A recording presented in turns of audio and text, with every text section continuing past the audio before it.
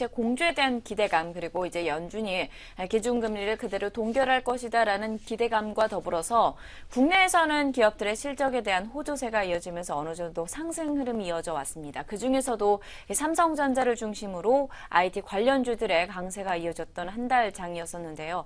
오늘 장은 좀 사뭇 분위기가 다른 것 같습니다. 특히나 외국인들 선물 시장에서의 큰 폭의 매도 규모가 들어오고 있습니다. 오늘 장에서 어떤 부분에 대해서 우리가 주목하면서 살펴보면 좋을지 함께 점검을 해보도록 하겠습니다. 예, 앞에서 선물을 좀 말씀을 하셨기에 그걸 먼저 말씀을 드릴까 합니다. 일단 외국인들이 오늘 대규모 선물을 매도하고 있는 이런 모습에 대해서 생각을 좀 해봐야 되는데요.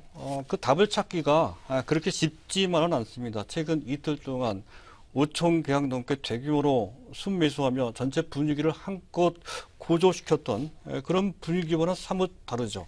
특별히 악재가 돌출되지 않았다 했습니다.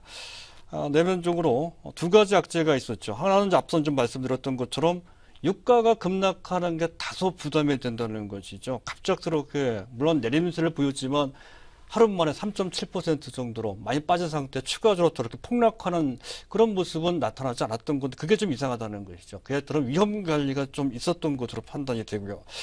또 한 가지는 이게 좀 내면적인 사실은 약간 미국의 금리 인상 스탠스와 관련돼서 아주 미묘한 베이스가 될 소지가 있는 지표가 되겠습니다. 이번 주 중으로 두 가지 중요한 지표가 발표가 되는데요. 한 가지는 PC 개인 소비 지출입니다. 물가지수, 그 중에서도 핵심 물가지수가 발표가 됩니다. 지난달치가 1.6% 정도 수준입니다. 조금 더 올라가면 2% 근접을 하죠. 다소 부담이 됩니다. 그 정도까지 올라가면 물가를 인상해야 된다는 목소리가 높아질 소지가 있는 것이 현재 내면적인 그런 잠재 위험이 될 수가 있다는 것이고요. 또 한 가지는 이번 주말 정도에 발표가 될 것 같습니다. 비농업 부분 신규 취업자 수가 발표가 되죠. 지난달치가 28만 7천 명이 나왔다는 건데요. 상당히 가변적입니다. 그 전달은 또 11,000명밖에 되지 않았었거든요. 또 이번 달에 즉 한 7월달 비농업 부분 취업자 수는 어떻게 될지 만약에 20만 명 이상 되면 또 역시 금리 스탠스가 바뀔 수가 있다는 것이죠. 그 이하가 되면 오히려 금리 인상 시기는 지연될 것이다라는 식의 분위기가 형성될 것이고요. 아마 이 부분 때문에 유가나 또는 현재 주요 지표와 관련된 상황이 어떻게 전개될지에 대한 판단이 어려워서 일단 많이 올라간 것에 따른 부담 때문에 아마도 외국인들이 갑작스럽게 약 6천 계약 정도 대규모로 매도한 것으로 판단이 됩니다. 다분히 기술적이고요. 또 다분히 지수가 조정을 받은 것을 대비한 기술적인 대응 차원에서의 또는 심리적 차원에서의 시장 반응이다 이렇게 판단이 됩니다. 추세적인 흐름에 큰 지장을 주는 그런 변수는 아니라는 것이죠. 일단 여기까지 보고요.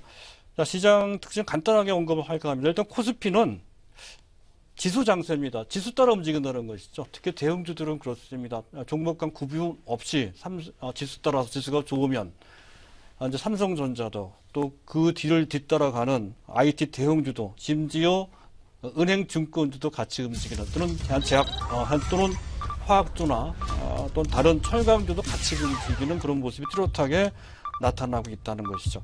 반면에 코스닥은 종목 장세입니다만은 절대적인 종목 장세는 아니죠. 어느 정도 범주 내에서 움직이면 종목 장세지만 지수가 큰 폭으로 오르거나 내리면 거기에 영향을 받는 그런 모습이 뚜렷하게 나타나고 있다 하는 것을 우리가 발견할 수 있다는 것이고요.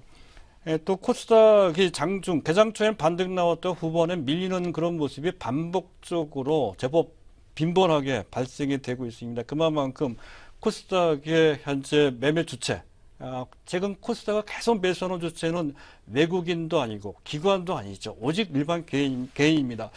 개인들의 현재 투자 심리에 상당한 영향을 받고 있다는 것이죠. 전체 분위기나 또는 특정 섹터, 시장 전체에 대한 것도 마찬가지입니다. 재료에 상당히 민감하게 반응하는 그런 모습을 보이고 있다는 것이죠. 오늘 같은 경우에 사드 중국의 보복과 관련돼서 그전 화장품주 또 일부 종목들 부정적인 영향을 받았지만 오늘 같은 경우는 엔터테인먼트주들이 급락하는 것도 같은 맥락으로 볼 수 있다는 것이고요. 또 기존 성장주들의 반등이 나오긴 했지만 그전과 좀 다릅니다.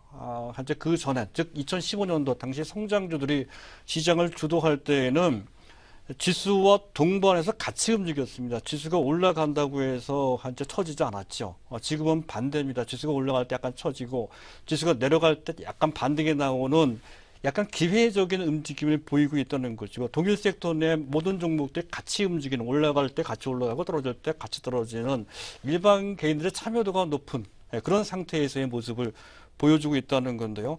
작년 같은 경우는 지수가 올라갈 때에도 같이 올라가면서 오히려 현재 지수보다도 더 탄력적으로 올라가는 모습이 4월 24일 날 당시 지수가 올라갈 그 당시의 상태보다도